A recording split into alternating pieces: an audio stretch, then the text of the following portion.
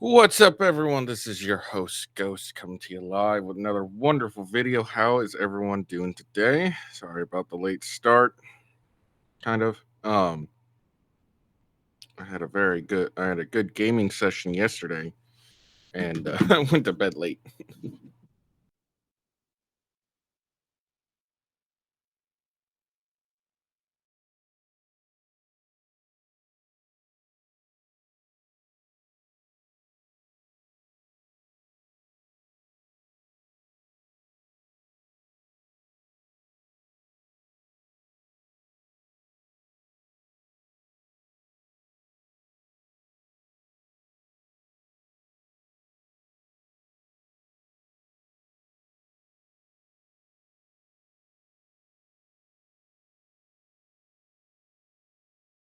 I don't know how long that was on, so I will repeat what I said.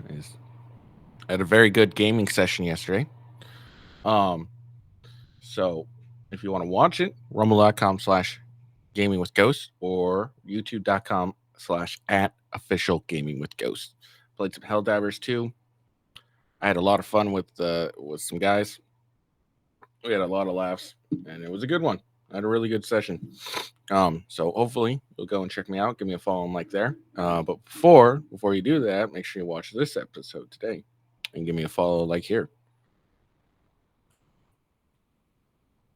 I am fucking tired. I'm exhausted as hell. Let's see. So, housekeeping. Follow me on X at officialwghost, and then check out rumble.com/withghost. That is the main channel. If anything goes wrong, everything gets shut down. Rumble will be the last bastion I'm at. YouTube.com/@withghost, and of course Twitch.tv/officialwithghost. Those are your various options.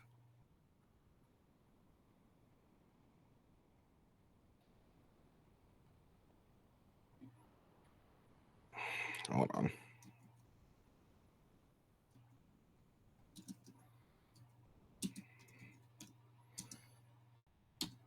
I gotta change everything.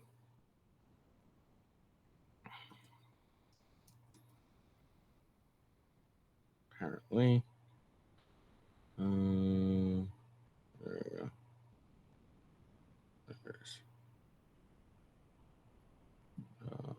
There we go. Sorry. I had to change Twitch, make sure it was up to snuff. Now I gotta fucking do that every day, apparently. Okay. What does that mean? Okay, not important. I'll check that out later. So we're gonna cover day 9. That was yesterday of the Trump trial. I have no idea what happened. Wasn't really paying attention.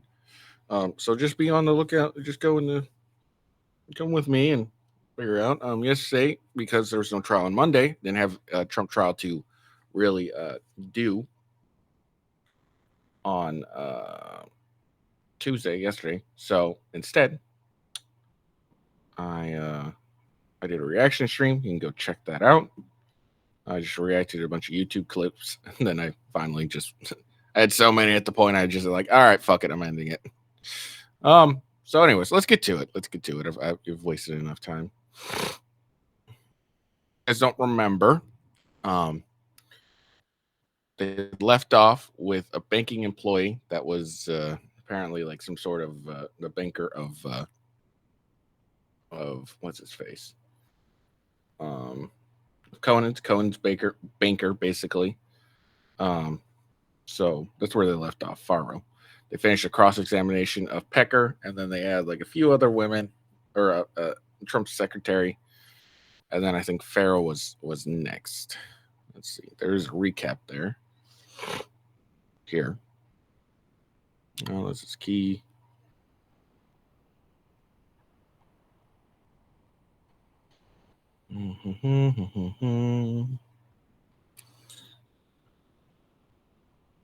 Yeah, okay. So I was right. So they finished Pecker's examination, testimony, whatever. We got Trump's secretary, and then finally the banker. God damn it, my fucking eye.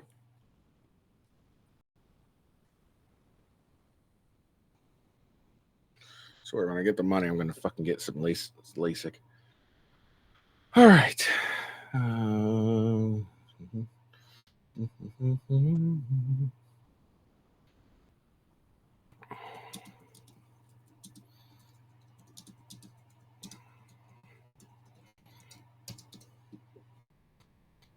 right. So let's get into it. So, Judge is back on the bench. Court is in session. We're going to continue with the direct examination.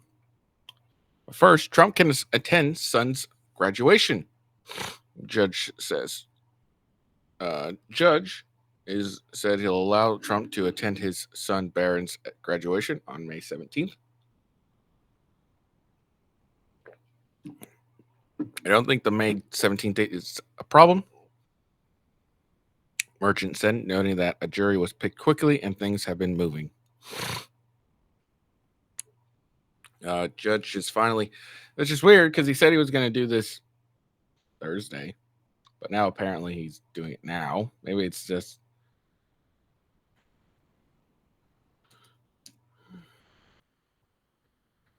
But now apparently, maybe if the Thursday one is the other two, or the other three, or whatever.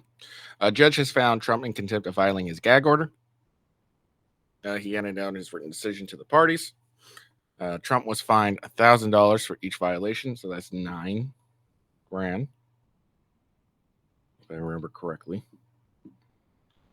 I don't think it's counting the additional three he committed while this was pending. So maybe, I don't know. Trump is not reacting to, well, I mean, look, Trump knew he was going to get hit with the gag order violation. Of course, he's not really reacting. He's like, I knew this was going to happen. It's not a big deal. Gary Farrow is back on the witness stand. The judge has called for the jury to be brought in. Jury's entering the courtroom.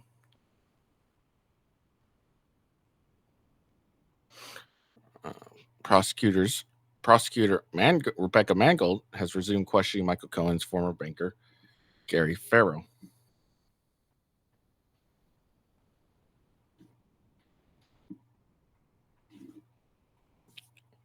Prosecutor showing emails from bank accounts for Cohen. Prosecutor is showing emails from First Republic Bank about the opening of Essential Consulting bank account for Michael Cohen. Let's see. There's something.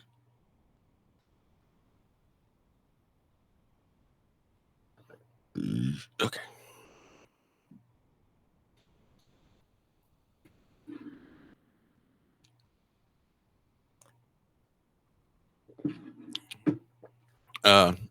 Mangold just showed emails regarding a Michael Cohen bank account. The type of business listed on the account document was consulting.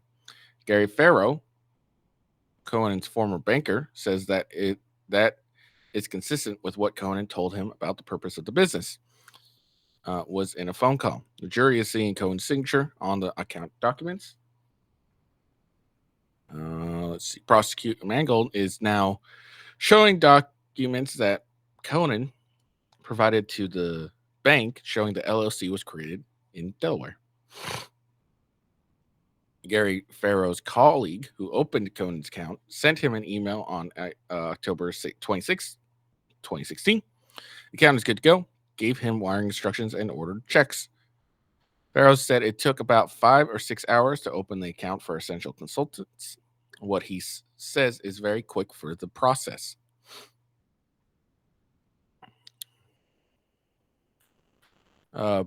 Farrow said there's no indication given that the account Cohen set up would be related to a political candidate. That would be additional scrutiny if the bank had known that, but Farrow says.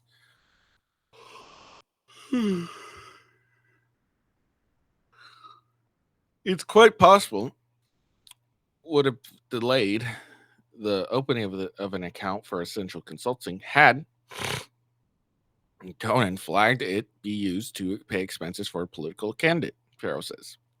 We would certainly ask additional questions, Farrow said, adding that it's possible the account would not have been opened. Farrow testified that using account to pay person in the adult film industry would require additional scrutiny. I don't know why I read the title. Farrow also testified that the banking paperwork did not indicate the account would be used to pay someone in the adult film industry. If he had, he testified it would require additional scrutiny and might not be opened at all. It is an industry that we do not work with. Mangold is now showing emails to and from Conan confirming a bank transfer of $131,000 from his home equity line of credit into a checking account. Within 23 minutes of opening the account, Conan made the transfer. The money was transferred to the newly opened Essential Consulting LLC. It was the money was transferred to. It was a second mortgage in the scenario. Farrow explained how Conan home equity line of credit confirmed. Conan wrote 1 minute after First Republican sent the details about the wire transfer. Farrow said that Conan got the home equity line of credit transferred in 3 minutes before the cutoff time at 3 p.m. Eastern ET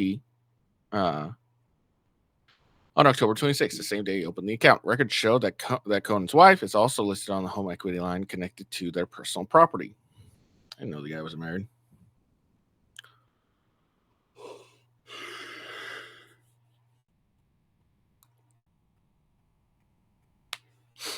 Each of the emails the jury is seeing is labeled high importance as they seek to make the transfer from Conan's line of credit to the Essential Consultant account. Internal bank communications show that banking personnel worked to get the transfer approved the same day. An internal email shows an employee internally wrote, "Please expend prior pending wire. Can you please send me confirmation that the funds were deposited into the account, to the other account? Important." Conan wrote to the bank at 4:11 p.m.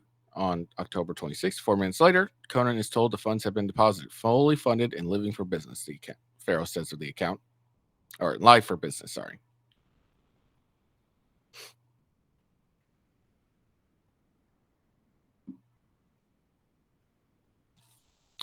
Mangold is showing the wire transfer authorization form that Conan filled out the following morning on October 17th. The wire transfer was for 130 grand from Essential Consultant to Kenneth Davidson Trust account. Davidson's client was Stormy Daniels. The wire transfer form says that the beneficiary is Keith M. Davidson Associates PLC Attorney Trust account. It's an account that's held by attorneys on behalf of one of their clients. Witness Gary Fowler explained. Farrow testified that Conan listed the purpose of the wire as retainer.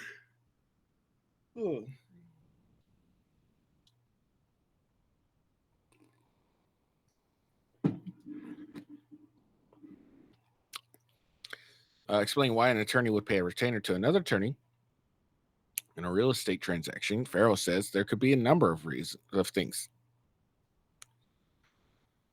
And at the time, Farrow's understanding was that the new Essential account, a consultant account, was a real estate endeavor.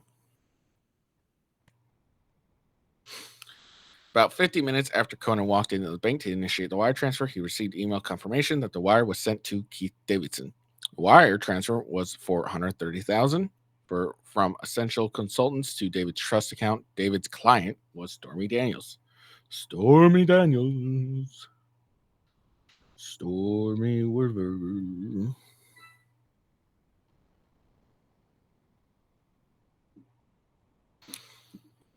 Oh man, sorry.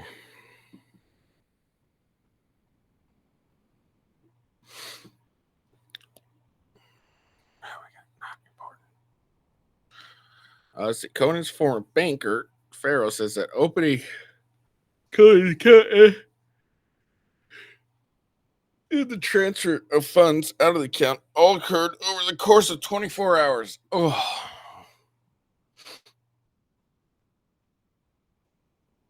Mangold is now showing that the essential consultants account statement excuse me, from October 2016, the deposit, the wire transfer, and the $35 wire transfer fee. It shows once more that this happened within 24 hours. The paperwork does not indicate the transfer was made on behalf of a political candidate. Witness Gary Farrow testified. Farrow says that the paperwork was consistent in a real estate transaction. Once again, Farrow is explaining that things would have been different had the bank known that the money was being used on behalf of a political candidate for a media story and on behalf of a porn star, film star. Prosecution is really into the paper trail on this transfer and its speed. Okay, apparently that was it. Defense attorney Todd Blanche has started his cross-examination of Michael Cohen, Cohen's former banker, Farrow. Oh, and of course Trump. Meanwhile, sitting back in his chair, his eyes are closed as his lawyer starts his cross-examination of Farrow. Farrow says he met with the Manhattan District Attorney's team twice in the last 2 months ahead of trial. Farrow says he met with prosecutors twice in D.C. in 2018 or 2019 about the same bank activity. Farrow confirms that the banks he works for are paying for his attorneys.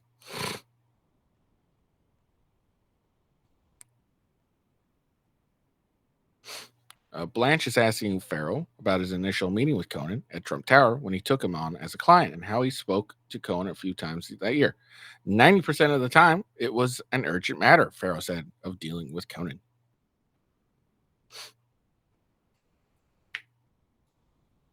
Farrow says he was assigned Cohen because he is firm with clients.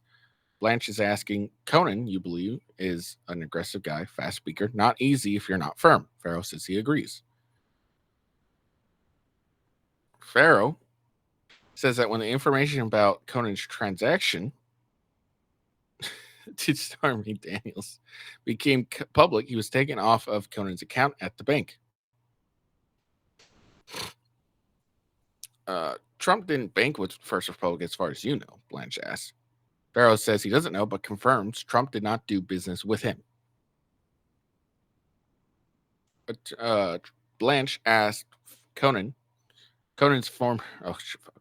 Blanche asked Farrow if he had said this deal was this is a deal I was doing with my employer. You may have asked questions. I would have asked questions. Farrow said. Farrow says he has no idea why the Resolution LLC account was never opened. This was an account that was to be used for payment of McDougal. It's not a red flag, Farrow says.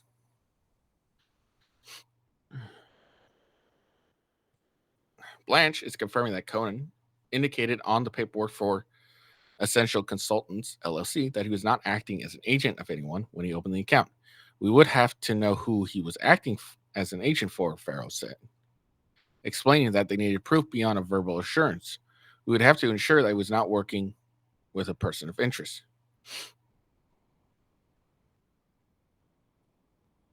Farrow is testifying that had he known Essential Consultants was a shell company and not an operating business, he would not have opened the account for Cohen. If a client told me it was a shell corporation, it would not have been open. It would give me pause, very frankly, Farrow said. The only type of shell or corporations he would open would be for a mortgage to remain anonymous, he explained. Farrow confirms that Cohen never told him the account was being opened for political activity. Farrow added that if any account was associated with an entity flagged on an Office of Foreign Asset Control list, the bank would automatically deny the request. Farrow testified he learned Cohen left the Trump Organization in March 2017 when he received a bounce back to an email.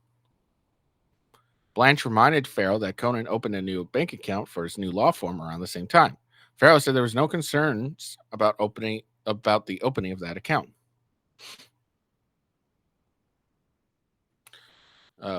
Blanche, when asked,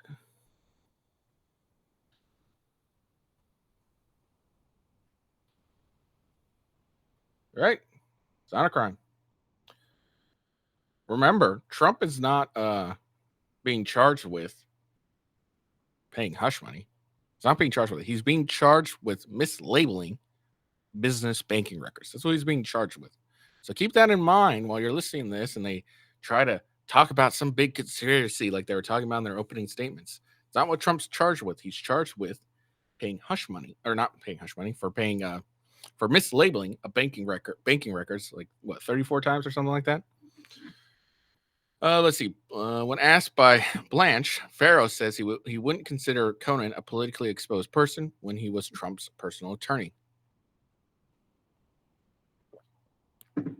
Banks keep a closer eye on activities for clients they designate are as politically exposed persons, Farrow says. Blanche is asking Farrow, "You've never had any communications with him about Donald Trump himself, did you?" "I did not," Farrow says. "You never have spoken with Donald Trump yourself?" Blanche asks. "I have not," Farrow testified. Farrow confirmed that nothing about the way Conan's essential consultant account was opened, funded, and the wire sent out raised any red flags at the time, not based on the answers I was given for the questions I asked, Farrow says. Cross-examination's over. Prosecutor Mangold is back for redirect. Remember that in court, it goes direct, cross-examination, redirect, recross. And sometimes I redirect and then recross, depending on, and it's really up to the judge's discretion.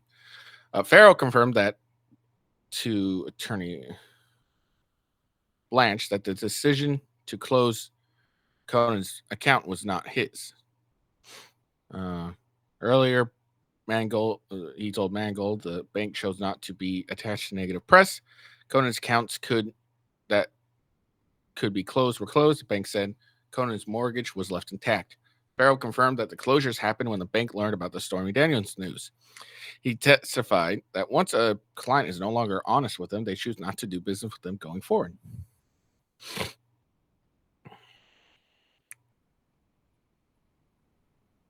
Court is taking a quick break. Jury's left. Steinglass is bringing up redactions with Trump's team and where they're not in agreement.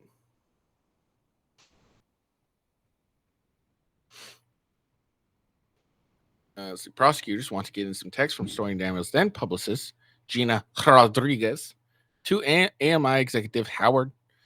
Prosecutor says these messages help contextualize messages Howard sent to her that they plan to show the jury. Blanche says the text would cause the jury to improperly speculate about what she meant at the time. The judge says he'll rule after the break. Let's see. Prosecutor Colangelo says if Trump testifies, they would like to use the gag order violations during cross-examinations.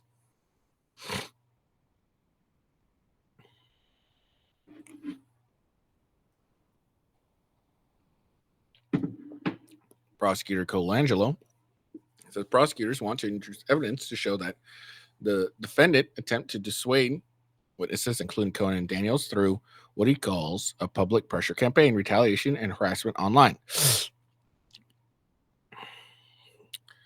Colangelo argues that defense opened the door to these arguments in their opening statement. We're criticizing Conan and Daniels for saying their financial livelihood depends on attacking the defendant. The prosecutor says this would be evidence of Trump's consciousness of guilt. Blanche says he wants to know more about what the prosecutors plan to do. Judge said that if the door had been opened, then they'll find out their plan when the prosecutors question witnesses about it, and he'll handle it then.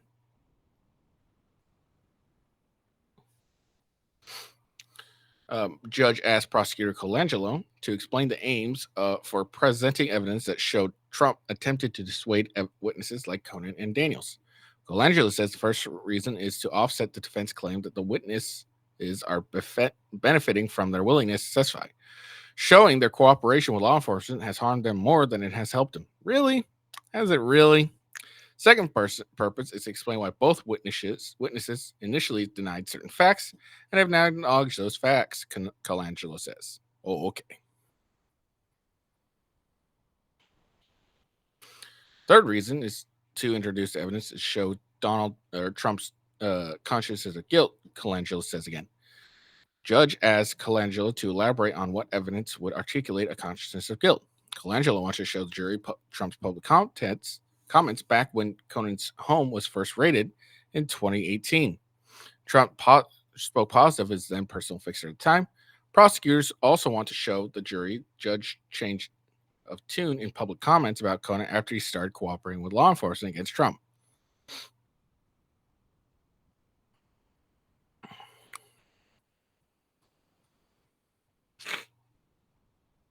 Blanche responded that the idea that President Trump was feeling guilty or somehow had a conscious guilt with his comments with Conan in 2018 doesn't work. The statements that Trump made at the time leading up to Conan's guilty plea were not conscious of guilt in anything happening in this courtroom. The risk the jury will hear that and use that as improper purpose is huge. Judge isn't making his decision yet on this. Yeah. Like, just because, okay. So say you're not guilty and you have a buddy, he gets raided from the FBI. And then you're like, and then you're like, hey, it's my buddy. He's my pal. Or he's someone I know. He does good work for me. He's very helpful.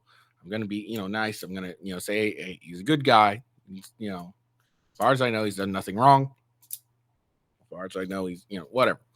He's a good person. Then you find out he's cooperating law enforcement against you.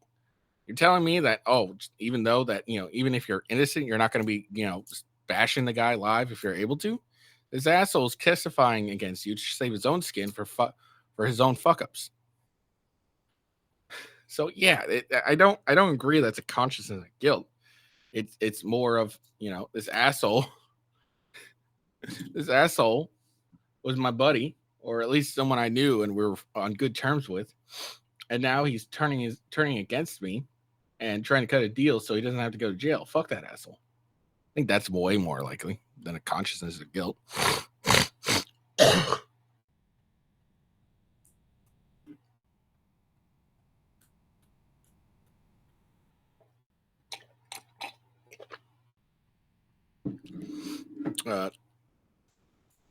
Let's see. Apparently, Texas Attorney General Ken Paxton is inside the Manhattan courthouse with Donald Trump to show his support for his longtime ally. With President Trump in NYC to sit through the sham of trial, this trial is a travesty of justice. I stand with Trump. Trump, notably, helped pressure Texan Republican senators to acquit Paxton during an impeachment trial last year. Okay, so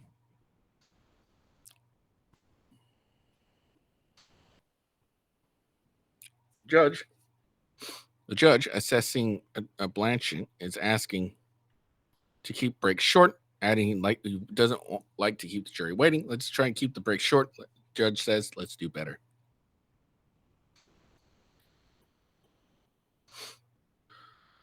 All right, court will not be in session.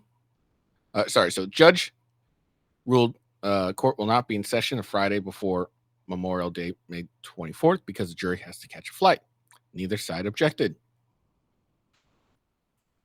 Judge says he won't let prosecutors introduce some text messages from Gina Rodriguez, Stormy Daniels, then publicist. The judge said they are prejudicial and don't advance anything. That's good. It's a good call.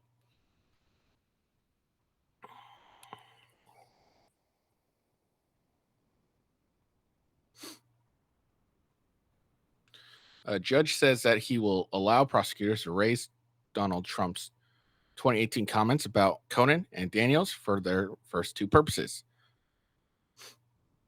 To rebut claims that they are benefiting financially from attacking Trump and why they denied certain facts. But the judge says prosecutors cannot use Trump's claims to argue consciousness of guilt as of now. It's a good call. I think it's a good call. I think, these comments were gonna come in. I get the first two reasonings, rebut the claim they're benefiting financially and why they denied certain facts. It's a good argument. I can go with that. But the whole consciousness of guilt made no fucking sense to me. So the judge made two good calls, in my opinion. He's not allowing these texts to be introduced, text messages to be introduced, and this call about Trump's comments. Again, I get the first two, rebutting the claims and why they denied the facts, certain facts. Get it? Makes sense. Okay, makes sense to me. But the conscience and guilt was complete bullshit. All right. Prosecutors are calling their fourth witness, Dr. Robert Browning, the executive director of C-SPAN Archives. His testimony will be a vehicle to get records into evidence. Mangold is handling question. Browning is a professor of Purdue University and teaches courses on the U.S. Congress and media in his university bio states. An executive director of C-SPAN Video Library, Brown accepted a Peabody Award in 2010 for excellence in communication, for creating an enduring archive of history of American policymaking, and for providing it as a free, user-friendly public service. C-SPAN received a subpoena to testify, confirms Browning. Subpoena was for Manhattan District Attorney's Office to turn over recordings in its archives of Trump, Browning says. Browning is explaining to the jury what a network pool is. Browning says they are able to authenticate the feed while the event is taking place. There's a producer who's watching video from beginning to end to make sure there's no interruptions in transmission.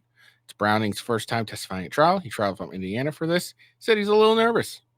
A little bit nervous. Browning is now explaining that C-SPAN Digital Video Library is, or what it is. He says it has 278,000 digital hours to date. So they're bringing in clips. So these are probably what they're talking about, is bringing in these Trump's 2018 clips. Okay.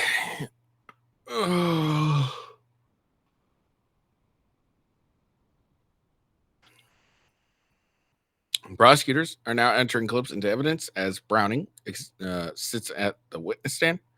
These three, so this guy's basically being used to authenticate as an authentication of this evidence. Really, these three clips were played to the jury. A video recording dated October 14, 2016, presidential candidate Trump in Greensboro, North Carolina. A clip from video October 22nd of 2016, president candidate Donald Trump remarks in Gettysburg, PA. A clip from January 11th, 2017, a news conference with President-elect Trump. As you see now, as you have seen right now, I'm being viciously attacked with lies and smears. It's a phony deal. I have no idea who these women are, Trump says in the first clip they're playing from October 2016. This was in response to the stories of women alleging sexual assault after the Access Hollywood tape was released in 2016. These are horrible lies, fabricated, Trump said in the other video taken in PA. Conan is a very talented lawyer. He's a good lawyer in my firm, was said in the third clip. I kind of made Trump sound like Obama, apparently. And Browning is off the stand. There's no cross-examination. He testified for a total of 14 minutes. Yeah. Like I said, this guy was just in to get to, because when you have evidence to bring in, you got to have a way to authenticate them. And that's what this guy was. You basically introduce evidence through witnesses. They have to confirm it. Yes, blah, blah, blah. Okay.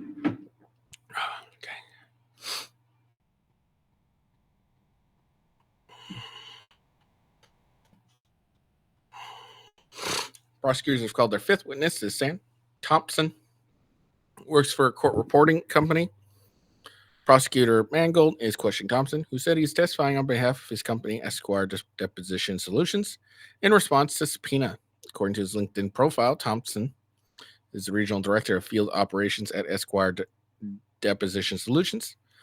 The services provide several services aimed at supporting legal teams, including managing depositions, court reporting, and legal videograph, according to his witnesses.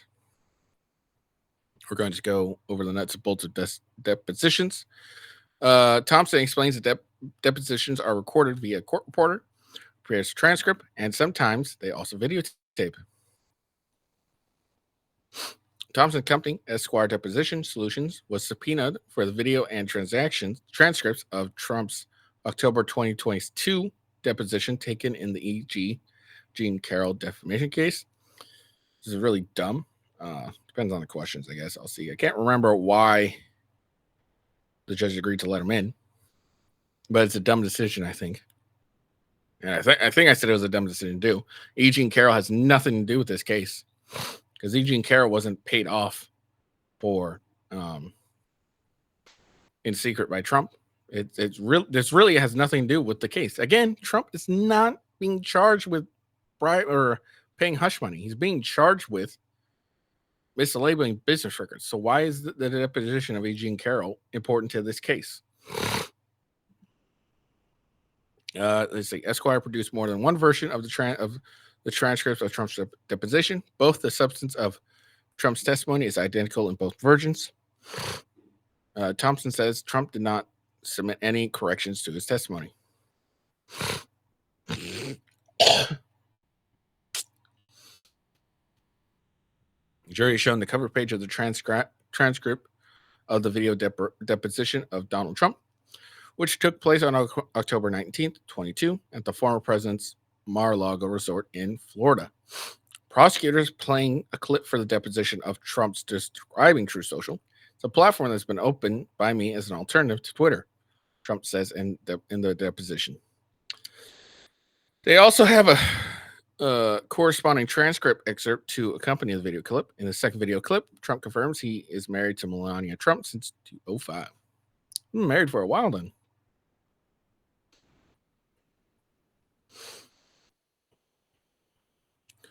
The next video clip, Trump is asked about the Access Hollywood tape. That's you in the video speaking. Trump is asked about the tape. Yes, correct. Trump says in the clip that's being shown.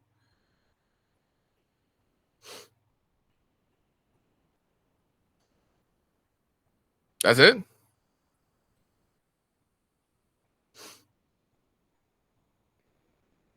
Okay, apparently that was it for this guy, for what's the guy fucking name is? Thompson? Yeah, Thompson. That's what was all for this guy, Thompson. And now Kenneth Davidson is called to the stand. Kenneth Davidson, former attorney for Stormy Daniels and Karen McDougal, is called to the witness stand and is next being questioned by prosecutor Steinglass. Davidson glances over to, I don't care.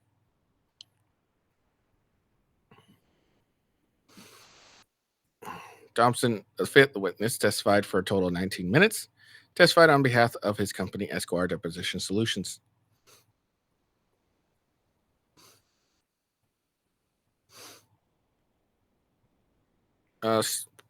Steinglass is beginning his question by walking through Kenneth Davidson's employment history. Davidson says he owns his own law firm in Los Angeles. Davidson and Associates. That was killing me.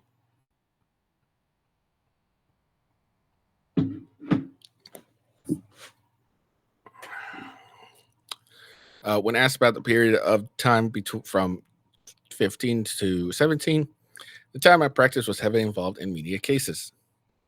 Davidson confirmed his work frequently involved non-disclosure agreements in those cases.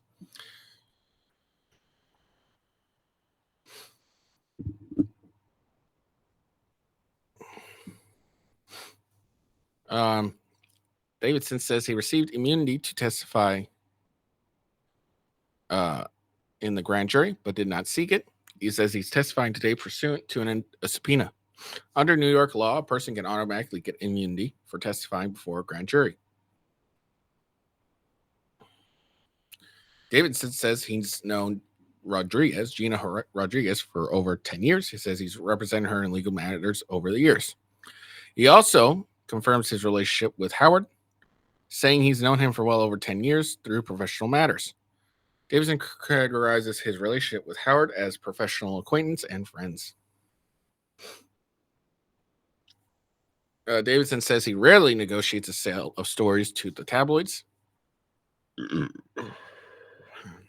Davidson tells prosecutors he had very little contact with Howard or with Pecker, saying he only ever interacted with Pecker or 4 times in his life. Davidson explains how he knows Conan, saying they first spoke over a blog post in 11 involving his client and Trump. Steinglass asked Davidson who that client was, and he replied that she was Stephanie Clifford, also known as adult film star Stormy Daniels. Conan was working on Trump's behalf, where they interacted over Stormy Daniels' blog post, Davidson testified. Davidson was given a thumb drive in court with emails and attachments from his law firm servers. Again, this is really important when it comes to the fucking... Oh, I guess... Okay, maybe this part's a little important, actually. Sorry.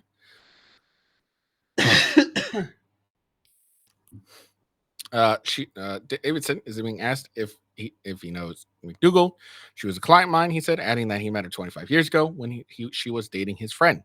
Davidson is McDougal's former attorney. Davidson said he represented McDougal in 2016 to provide her advice of counsel about her rights about a personal interaction she had with Trump. Davidson said McDougal became his client because they were reintroduced by her former brother-in-law. Davidson was shown an email he sent to former Playboy model McDougal saying, "Great seeing you today. I've already started on your case." The email also contained a retainer agreement and was dated June 15, 2016. Jury is shown a portion of the retainer agreement that explains the scope of the work. In part, it reads, "Client is hiring attorney to represent client in a matter of client claim against Trump and or assisting client in negotiating a confidentiality agreement and or life rights relating to interaction with Trump and or negotiation assignment of exclusive press opportunity regarding same."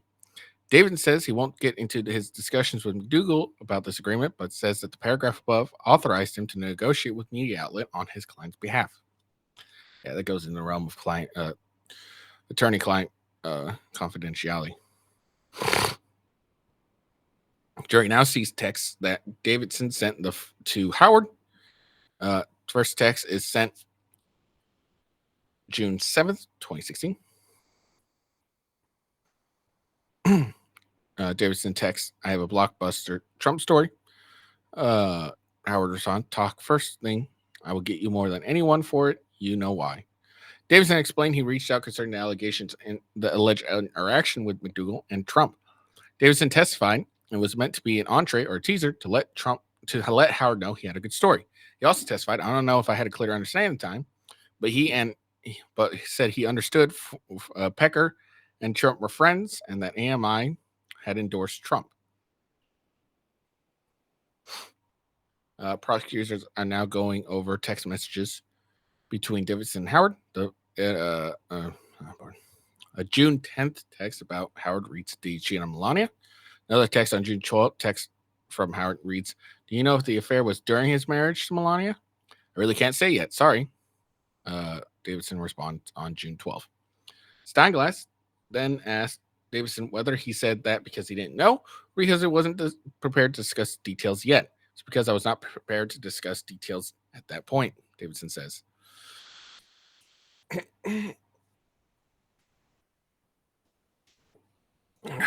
Testifying, Davidson has been referring to the matter as the personal interaction that Karen had with Trump. Steinglass just asked to say what it is. McDougal alleged she had a romantic affair with Trump some years prior, Davidson says. Asked if the relationship was sexual in nature, Davidson said that's what she expressed.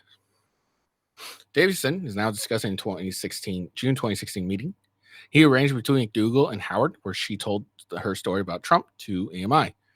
AMI initial response was to decline to purchase McDougal's story with the reason that she lacked documentary evidence for the interaction. After the meeting, we said we'd keep in touch, Davidson said, in a text message from June 27th, 2016. Davidson texted Howard, "It's a story that should be told." "I agree," Howard texts back in response. Davidson confirms he was also in discussion with ABC about McDougal's story. On July 27th, former editor-in-chief Howard said, texted, let's talk DT Ross." DT/Ross. I think this is entree for me to go back to them. This is a reference to ABC News journalist Brian Ross. Davidson replied, "Better be quick." Davidson said he assumed the text meant Howard would go back to Pecker to revisit negotiations over McDougal's story. Davidson explained why he went to ABC News as well as National Enquirer. The time, as if I assume that means is, as is often the case with negotiations, I was trying to play two entities off of each other. Davidson said, adding the objective was to create a sense of urgency, if you will. His goal was to get the best deal for his client with whichever outlet. Davidson said. Howard said he told Davidson, "We need to talk urgently." Davidson says he assumes that message was conveyed to Pecker. Davidson told prosecutors that McDougal was teetering about the ABC deal. Earlier, he confirmed he was also in discussions with ABC News about McDougal's story. In July 22nd, Davidson texts Howard, "Don't forget about Conan. Time is of the essence. This girl is being cornered by the estrogen mafia." That's hilarious. Testifying about the estrogen media comment, Davidson called it a very regrettable text I sent. The phrase is not one a user came up with. It's a term I think it was a term I think by one of Karen's associates at the first meeting. Estrogen media. That's hilarious. Davidson is testifying that McDougal did not want to tell her story. Davidson says McDougal's goal were to rejuvenate her career, to make money, and to avoid telling a story and being termed the Scarlet Letter.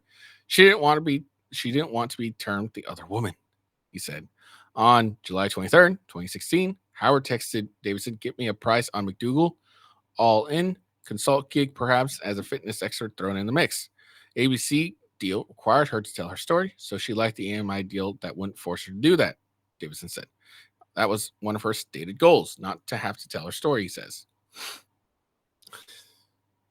Davidson is testifying about his first offer with Howard. Davidson offered to Howard over text was, "How about $1 million now?" Meaning $1 million, he explained, and $70K per year for the next 2 years as a fitness correspondent for AMI and your related pubs. I'll take it to him, but I think it's more hundreds than millions. Howard responded over text on July 23rd.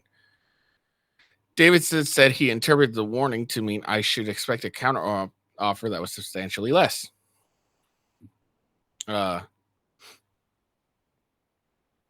Davidson responded by offering $800K now and $100K per year for a total of $1 million. Howard responds, "Leave with me," suggesting they were not in the same ballpark. He testified, "We're going to lay it on thick for her," Howard texted Davidson on July 28, 16. Davidson replied, "Good. Throw in an ambassadorship for me. I think Island of Man." That's funny. Come on. Davidson noticing that was a joke. Come on, that was obviously a joke.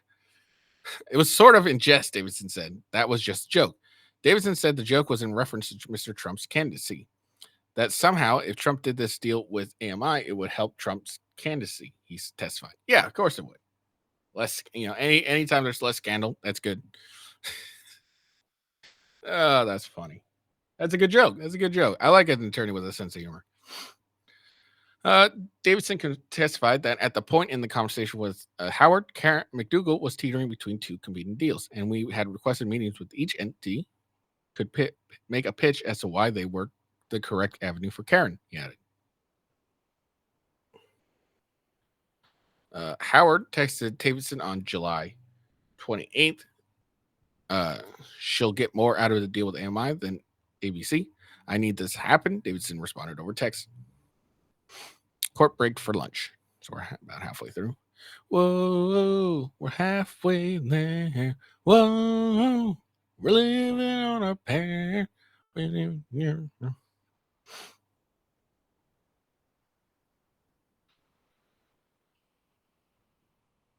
we go. Now we're back in session. Witness Davidson is looking at another series of texts from August of 16 regarding the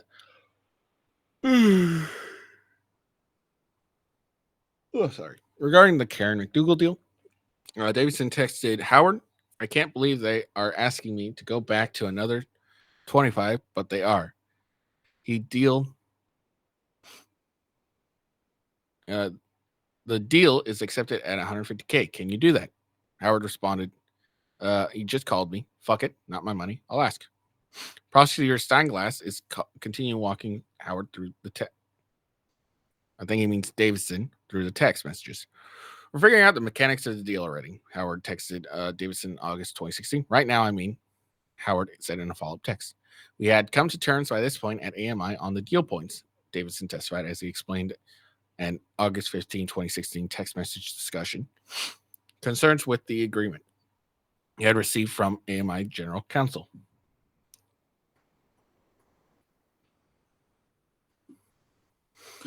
Testifying about 2016 text surrounding discussion with around the McDougal deal, Kenneth Davidson described growing frustration. On my side of the aisle, there was growing frustration about the process, Davidson testified.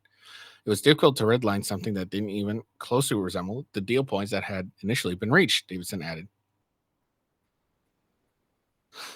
AMI General Counsel suggests Cameron Stancher suggests Davidson call Conan.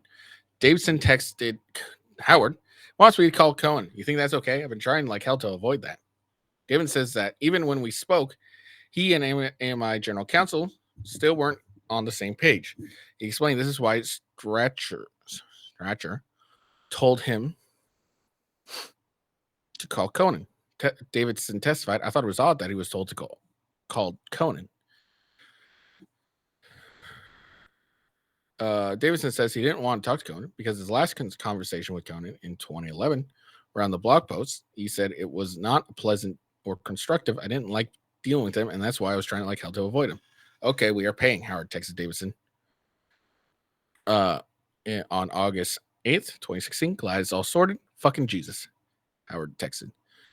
Davidson testified it was just a frustrating deal for everyone involved. It was a lot of heavy lifting. Yes, I believe so. I told Conan this would never happen without you, Davidson responded. Howard, he's hopeless. Oh, well, another one done, Howard responded. Another one bites dust. Prosecutors are now showing Davidson email to Conan on August 5th, 2016, asking Conan to call him. I called him to let him know as a professional courtesy that the deal involving his client closed. Davidson testified. Steinglass asked him who was Cohen's client. Trump, Davidson said. Trump was not named in was not a named party in deal, Davidson said, but he also recognized the benefit this deal was McDougal would serve Trump.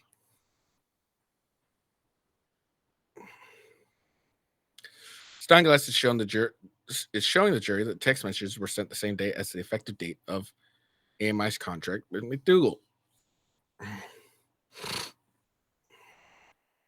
Davidson said he received 45% of the deal of the 150K deal. Damn. Let's see, 45%. It's like 5% less than half. Let's see.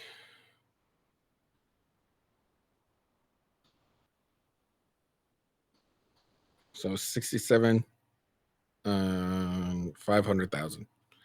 67 and 500,000. It's not too bad.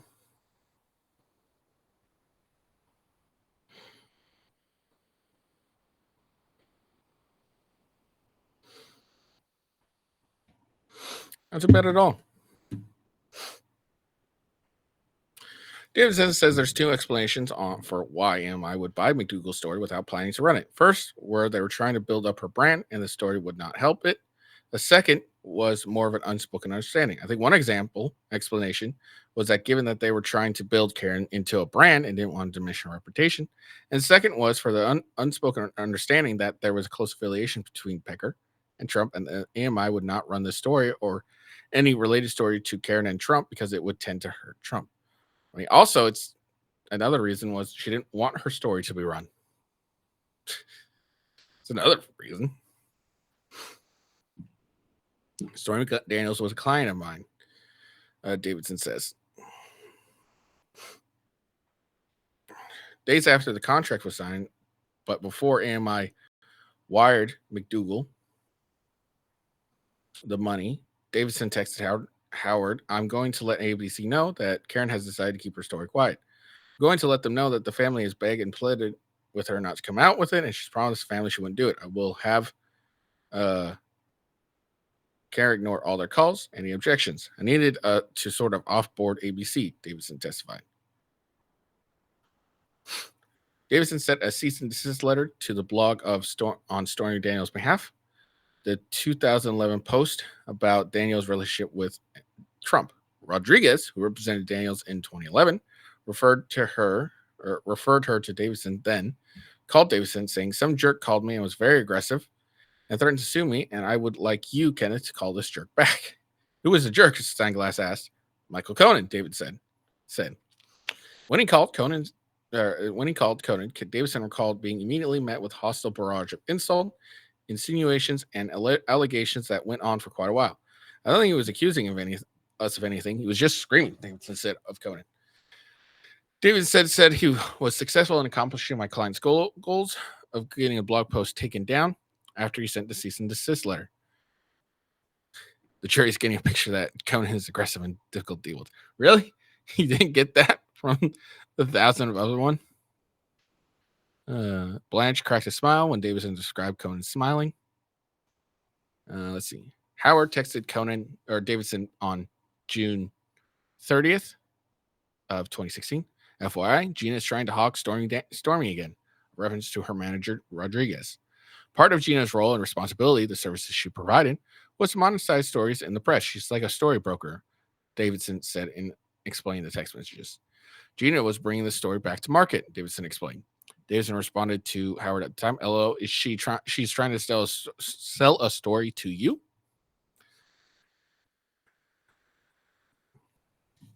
Davidson is being asked about what impact that release of Access Hollywood tape had on the interest in Daniel's story.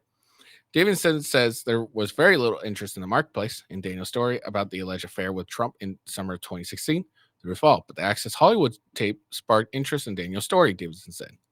That's when interest in her story reached a crescendo.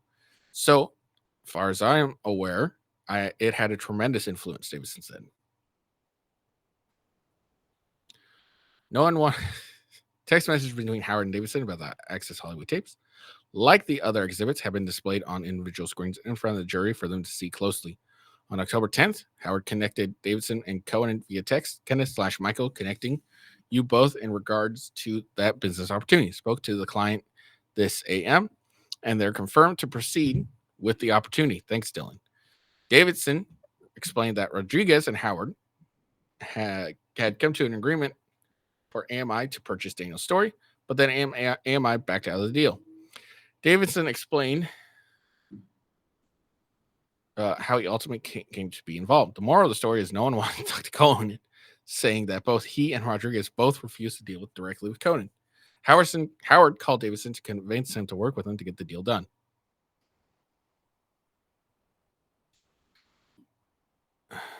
In response to the release of Access Hollywood tape, Davidson texted Howard, Trump is fucked. Davidson is explaining in court. Wave the white flag. It's over, people. Howard responded to Davidson, according to Davidson. Responded to Davidson text, according to Davidson. Davidson testified he texted Howard on October 9th, 2016, letting him know that about a published story from a gossip website called TheDirty.com, referencing his client Daniels. Davidson texted Howard about the website republished the original blog post following the release of Access Hollywood tape, saying, "Hi, the story's already out there." Howard texted Davidson, "Yeah, but her talking redacted is the final nail in the coffin, but he's fucked already." Davidson explained that he thought Howard meant that the dirty post was bad, but it could be a lot worse if Daniels spoke publicly. Howard was washing his hands of the deal, Davidson said, of Stormy Daniels' story. Remember how publisher Pecker testified last week that he wanted nothing to do with adult film stars, even if it would help Trump.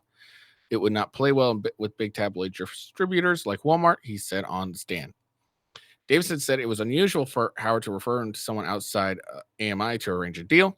This is the only time it ever happened. Davidson said when he got involved, the deal had already been cut at 120. Davidson testified Stormy and Gina weren't going to take a discount, so that 120 became 130, referencing to the amounts of 120K and 130K. Davidson says the deal with AMI was essentially the same deal that was struck with Conan, and after AMI washed its hands, they handed it off to Conan. In its essence, Conan stepped into AMI's shoes, Davidson said. Steinglass is now showing an email from Davidson to Conan with Stormy Daniels' agreement attachment. The email states that there's a settlement sum of 130. According to Davidson, when he got involved, Howard told him the deal would go up to 150 to compensate the lawyer, and either AMI Media or Conan would pay for it. Ultimately, it was settled at 130K.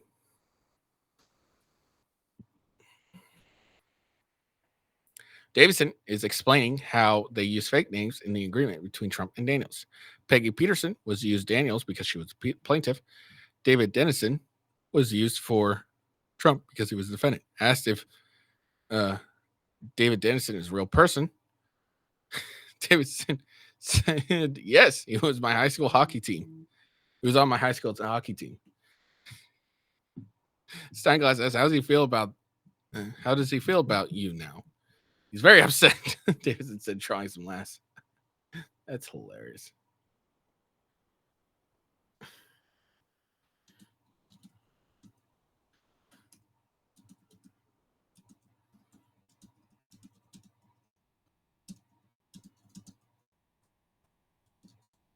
I got 6 more.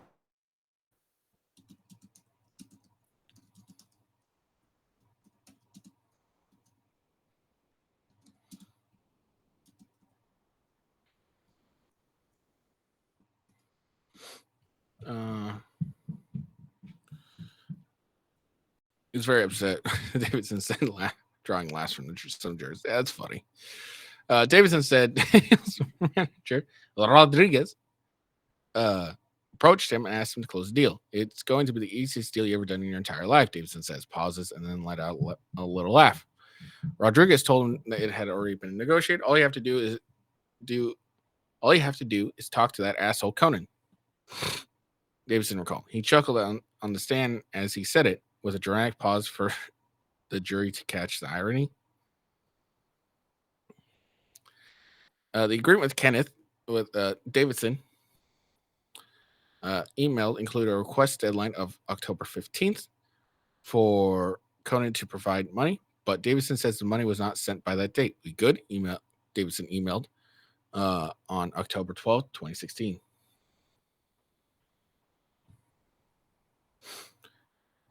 Davidson says he believed Conan began making excuses for failures to fund their agreement as he walked through email he exchanged with Conan in October 2016. On October 14, 2016, Davidson sent Conan wiring instructions for a second time after Conan said he'd send the money that day. October 17, Davidson emailed Conan at his Trump org address again. I have been charged by my client with a foreign below message. Message include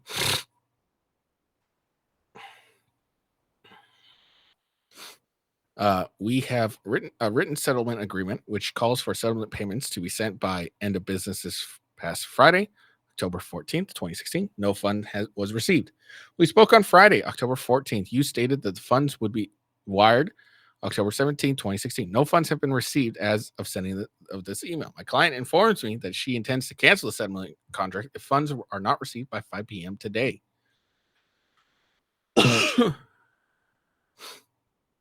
Davidson listed a series of excuses Conan gave him after he followed up about Daniel's payment, including the computer's system are all fucked up, placing blame on the Secret Service, among others. The Secret Service is in here. We got so many goddamn firewalls, Davidson called Conan saying. Conversation with Conan were conciliatory, but full of contradictions that made Davidson feel Conan didn't plan to fund the deal. Davidson said on the stand, after days of making excuses with no money, wire, Davidson said he told Conan, I don't believe a word really that you say. Conan responded, goddamn, what do you expect me to do? My guy's in 5 different states today. Davidson testified that he came to believe that Conan didn't have the authority to spend the money. I think you can tell by these emails I was sending him, there was a great level of frustration by me and my client. Davidson said, I let him know that the level of dissatisfaction was quite high. He stated, God damn it, I'll just do it myself. Davidson testified. Davidson says he wrote an email to Conan on October 17. Please be advised that my client deems her settlement agreement canceled and void ab initio, which means from the start. Please further be advised I'm no longer representing her in this matter or any matters. Davidson added in the email. Davidson said he let Conan know he was off the case. I didn't want to receive a million frustrating calls from Michael, he says. Davidson says this email was a straw that broke the camel's back, and this is where push came to shove. Okay, so yeah, so the appellate court, while Tuesday.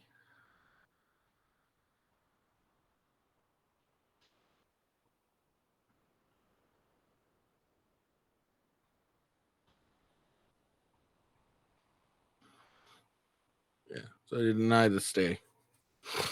Trump is leaning in. Oh, I don't care what Trump does.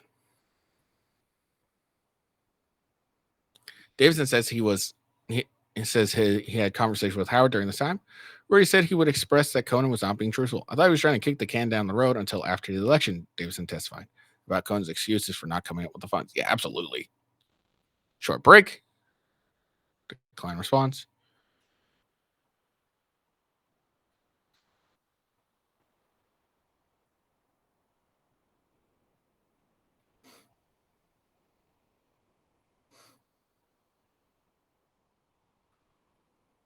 Okay. Nope. All right. Davidson is back on the stand. The jury is being shown another strings of text messages between Davidson, Howard, and Howard. Deal to pay Daniels seemed to crumble. Davidson texts, I can't believe Conan let this go. This is going to be a shit show. I bet all because Trump is tight. Davidson explained to jury when he said Trump is tight, he meant that Trump was frugal. Davidson said he believed that they had a deal. This deal sort of on a silver platter, and it was just there for the taking. He said the only reason the deal didn't close was because they didn't want to spend the money.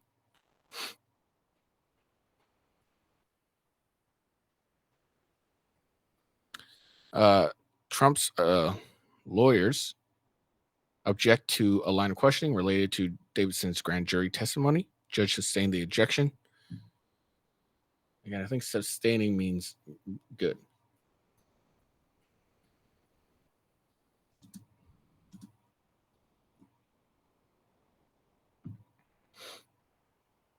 Yeah. Okay. So yeah. So sustained. The objection was upheld. Steinglass just asked Davidson, did you have an understanding of how the deal was going to be funded? Davidson said he had an assumption.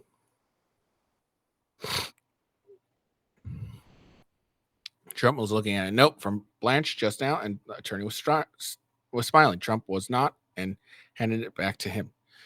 Trump leaned back to look towards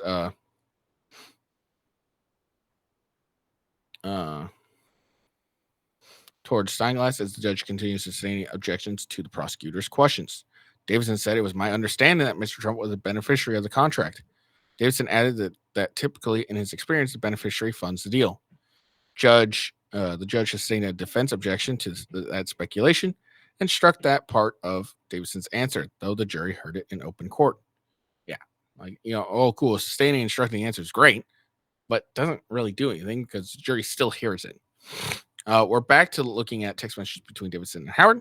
These texts pick up after Howard said Trump was tight. Howard texted Davidson, I reckon that Trump impersonator I hired has more cash. Davidson testified he interpreted the text meaning that Trump wasn't as wealthy as he stated. Or maybe Trump didn't have anything to do with the fucking deal. And that's why he wasn't funding it. Could be a possibility. Davidson is now discussing a series of texts from 16. Actually, you know what could be far more likely is Conan was handling this all by himself was going to bring it to Trump afterwards and be like, look what I did. I did this myself. And then he got the settlement and everything. He couldn't come up with the funds himself. And Trump probably was like, I'm not going to fund this. You didn't come with me. There's a good possibility. Davidson is now discussing a series of texts from October 2016 about efforts to salvage the Stormy Daniels deal. On October 25th, Howard texted Davidson, going to see Pecker in 15. We'll ask for an update. Any word? I'm awaiting a call any second. Davidson responded via text. He testified he could not remember who that was in reference to. Davidson said he thought AMI was attempting to resurrect the Stormy Daniels deal. Davidson explained that Howard forwarded him a text Howard had sent to Conan. I wrote Kenneth calling you urgently. We have to coordinate something on the matter he's calling you about, or could look awfully bad for everyone. Howard texted Davidson, push Conan for the cash, DP, and I just told him to pay the $150K. Davidson texted Howard saying he says that you are paying.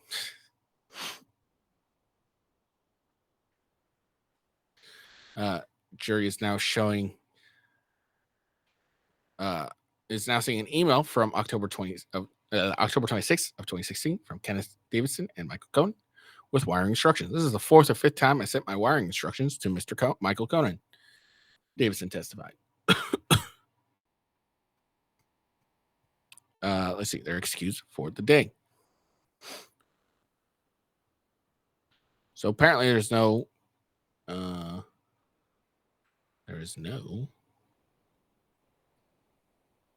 there's no trial today. So Thursday. Before breaking for the day, Davidson described Conan like a dog who yells squirrel. Sandglass asked how was Conan's demeanor during this time on the phone. He was highly excitable, sort of a pants on fire kind of guy, Davidson said. So there we go. So it doesn't look like there's going to be a trial today. Doesn't look like it.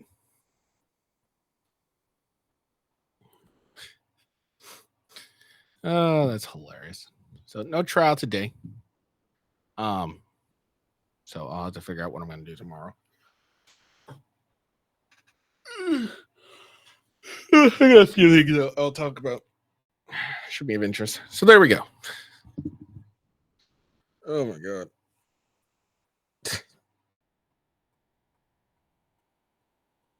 Oh. So there we go. We got some interesting information from Davidson.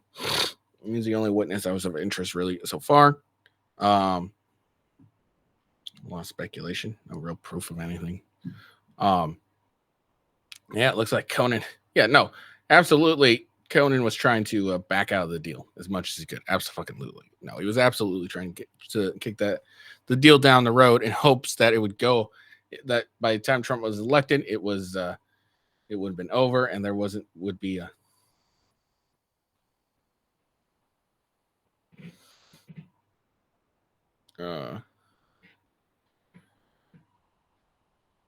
So that, when time come, Trump wouldn't have, Conan wouldn't have to pay. It was like, well, it's not a big deal. My guy's already elected. And by the time he's up for re-election, this story will be long dead. That's true. Absolutely true. So, I mean, if Conan could have done that, that would have been nice. Could reach a deal, hush the story, and then Trump would still got elected. So this is hilarious. Yeah, so hope you guys enjoyed that. This trial's fairly interesting so far. But again, a lot of this really doesn't matter. A lot of stuff being introduced doesn't fucking matter. I didn't even think a lot of the Stormy Daniels stuff doesn't matter because, like, maybe for like some backstory, but it doesn't really matter. And also, this is making Cohen look really bad. He's not someone that honors his deals at all, apparently, or tries to avoid his deals. And again, Trump isn't charged with paying Stormy Daniels up. He's not charged with that. He's charged with actually mislabeling business records. That's what he's really charged with. So this whole, a lot of stuff is just a distraction and meant to remind you Trump's a bad guy and all this, so that instead of looking at the evidence of what he's actually charged with, the jury will charge him because the prosecutor made him look like a bad guy. It's what this is all really about. And he tried to and he stole an election in 2016. That's all this really is. None of this is actually important to the actual case at hand. But yeah, what do I know? Yeah. So let me see. So yeah. So judge says she'll see him Thursday. So apparently no trial today. I'll make sure to double check that. But yeah. So I think tomorrow I'll definitely talk about the Tennessee bill that just got introduced. It's allowing teachers to be armed. And I'm sure I got some other stories I'll do. I was expecting 2 days where there wasn't a trial. So I was expecting that. So I did a reaction stream yesterday. No big deal. I hope you guys enjoyed this video. I hope you guys give me a like and a follow. And I hope you all have a good day. Make sure you, like I said, follow me, like, subscribe, whatever show you're watching this on. But for sure, follow me on X at @OfficialWGhost. This is the best way to find out when I go live. And yeah, if you could go over to Rumble and follow me on Rumble, I'd really appreciate that. I hope you all have a good time and be here tomorrow, same time, same place. All right, peace.